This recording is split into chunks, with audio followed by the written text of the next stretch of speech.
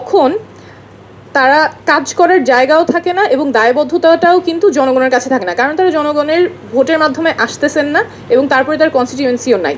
Versus যখন এমন হয় যে সরাসরি নির্বাচনের মাধ্যমে আসছেন, জনগণের ভোটের মাধ্যমে আসছেন এবং তার একটা আসন আছে, তিনি নির্বাচিত হয়ে আবার সেই আসনের কনস্টিটিউয়েন্সির জন্য তিনি সার্ভ করতে পারবেন, অ্যাকাউন্টেবিলিটিও থাকবে।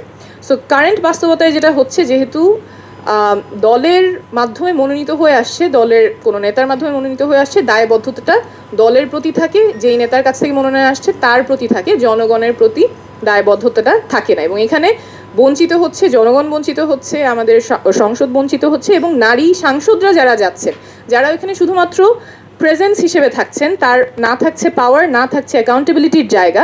সেখানে কিন্তু আসনের রিপ্রেজেন্টেশন চাই, যেই ধরনের অ্যাকাউন্টেবিলিটি চাই যার ফলে আমাদের ডিরেক্ট ইলেকশন, বাকি যে 300টা আসন সেখানে নারীরা চলে আসবে, যে কারণে আমরা পজিটিভ অ্যাকশনটা করি, সেই সিস্টেমটা আমরা এই কারেন্ট ব্যবস্থার মাধ্যমে করতে পারছি না।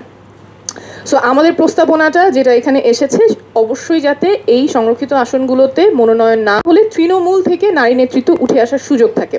কারেন্ট বাস্তবতায় শুধুমাত্র দলের কাছে যেতে হচ্ছে, কিন্তু যখন সরাসরি নির্বাচন হবে তখন সেই নারীকে এলাকায় যেতে হবে, তৃণমূলে গিয়ে তার ক্যাম্পেইন করতে হবে, মানুষের কাছে ভোট চাইতে হবে, ইশতেহার নিয়ে কথা বলতে হবে, জনপ্রতিনিধি হওয়ার জন্য সেখানে তার তৃণমূলে যেতে হবে। এবং তারপরে যখন তিনি জনগণের ভোটে নির্বাচিত হয়ে আসছেন, তখন তার যে কনস্টিটিউয়েন্সিটা আছে তার কাছে তিনি দায়বদ্ধ থাকবেন, তাদের দুঃখ কষ্ট তার শোনার জায়গা থাকবে, এবং তিনি যে আইন প্রণেতা হিসেবে সংসদে বসবেন, তার সাথে জনগণের ডিমান্ডের যোগসূত্র, জনগণ কি চায় সেই আশাকাঙ্ক্ষার প্রতিফলন তখনই হবে যখন তিনি সরাসরি জনগণের ভোটে নির্বাচিত হয়ে তার আসনে কাজ করার সুযোগ পাবেন। সো আমার প্রস্তাবনা হচ্ছে, এখানে যারা আছেন, আমাদের যে হায়ার গোল, যে মিনিমাম 25% নারী জনপ্রতিনিধি সংসদে থাকবেন এবং তারা সরাসরি নির্বাচনের মাধ্যমে আসবেন, সিলেকশনের মাধ্যমে না, এইটুকুতে আই উড হোপ যে এভরিবডি উড এগ্রি। পদ্ধতি নিয়ে অনেক আলোচনা হতে পারে। পদ্ধতি যখন আমরা চেঞ্জ করার কথা বলছি, একটা কারেন্ট ব্যবস্থা থেকে নতুন একটা ব্যবস্থার কথা বলছি, তখন অবশ্যই সেখানে ডিসকমফোর্ট থাকবে, সেখানে লস থাকবে, কোনো পদ্ধতি ফুলপ্রুফ হবে না। বাট আমাদের যেটা মাথায় রাখতে হবে, আমরা একটা ইমব্যালেন্স রিড্রেস করছি। আমরা এই সংস্কারগুলোর মাধ্যমে চাচ্ছি আমাদের সমাজে যে ডিসক্রিমিনেশনগুলো আছে, যে ইনইকুয়ালিটিগুলো আছে, সেগুলো যাতে দূর হয়। অর্থাৎ আমরা এখন যে ইনইকুয়ালিটির কথা বলছি সেটা একটা রোগ, এবং এই রোগটা সারানোর জন্য আমাদের ওষুধ প্রয়োজন। তো সেই ওষুধটাই হচ্ছে পজিটিভ অ্যাকশন, যেটা আমরা বলছি রিজাল্ট সিটসে ডিরেক্ট ইলেকশনের মাধ্যমে নারী সাংসদরা নির্বাচিত হয়ে আসবেন। ওষুধের সাইড এফেক্ট থাকবে, সেটা আমাদের মেনে নিয়েই তো আমরা, নাহলে এটা তো আমরা বলতে পারি না যে ঠিক আছে রোগটা অনেক কঠিন তাই আমরা ওষুধ দিব না, বা ওষুধ কী হবে বুঝতে পারতেছি না। But we have to go towards that positive action to redress the inequalities that are in the society. আর শেষ যেটা বলতে চাচ্ছি সেটা হচ্ছে, আমাদের কনসেনসাস কমিশনে এটা নিয়ে আলোচনা হয়েছে, প্রস্তাবনাটা নিয়ে আলোচনা হয়েছে 3 তারিখ, জুনের 3 তারিখ। সেখানে ডিসিশন হয় নাই, কারণ অনেকে ঐক্যমতে আসতে পারেন না। এটা আবার আলোচনা হবে 17 তারিখ। বাট ওই প্রসিজারের ক্ষেত্রে আমার যেটা মনে হয়েছে যে শুধুমাত্র পলিটিক্যাল পার্টিজেরই সেখানে সে আছে। এই রুমে যারা বসে আছেন তাদের ওপিনিয়ন ক্যাপচার করার মতো কোনো মেকানিজম কনসেনসাস কমিশনের নাই। জুলাই আগস্টে যারা আন্দোলন করেছেন, যেই ছেলেমেয়েরা, স্কুল কলেজের ছেলেমেয়েরা, ইউনিভার্সিটির ছেলেমেয়েরা, নারী পুরুষ যারা একসাথে কাঁধে কাঁধ মিলিয়ে আন্দোলন করেছেন, তাদের ভয়েস ক্যাপচার করার মেকানিজমও কনসেনসাস কমিশনের নাই। এবং আনফর্চুনেটলি ওখানে অনেক সময়ে এমন ওপিনিয়ন চলে আসে যে এটা সম্ভব না বা মুশকিল, কিন্তু কোনো এভিডেন্স নাই অথবা ওইটার সাপোর্টিং স্টেটমেন্টস নাই।